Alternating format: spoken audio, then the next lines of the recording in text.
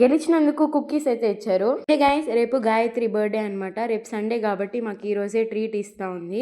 ఇంకా పవిత్ర గురించి అందరికీ తెలిసిందే, వీడియో తీసేటప్పుడే తింటా ఉంటుంది ఆత్రం పట్టలేక. అందరూ గోబీ రైస్ అయితే తీసుకున్నాం. బట్ అడ్వాన్స్ బర్త్డే గర్ల్ అంటే స్పెషల్ గా ఉండాలి కాబట్టి గోబీ నూడిల్స్ అయితే తీసుకునింది.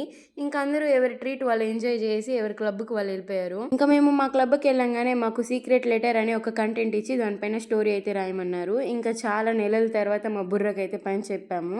నేను నాకుండే బుర్ర ఉపయోగించి ఏదో ఒక స్టోరీ అయితే రాయేసి గమ్మునైతే కూర్చొని ఉన్నా. అంతలోకి సీనియర్స్ వచ్చి పేపర్స్ అయితే కలెక్ట్ చేస్తామని చెప్పారు.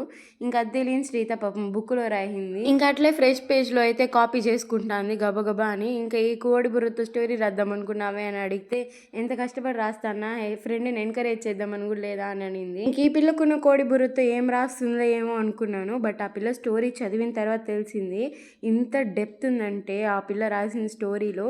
That every student will connect. ఎందుకంటే ప్రతి ఒక్కరికి ఏదో ఒక డ్రీమ్ ఉంటుంది, వాళ్ళు ఏదో ఒకటి అవ్వాలనుకుని ఉంటారు.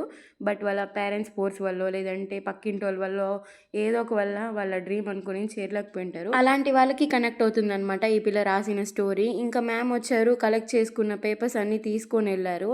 దాని తర్వాత కొద్దిసేపు తర్వాత వచ్చి అన్ని పేపర్స్ చదివి విన్నర్ని అయితే అనౌన్స్ చేశారనమాట.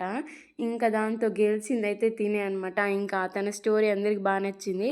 అందుకని చెప్పేసి కుకీస్ అయితే ఇచ్చారు. That's it for today. Okay, bye.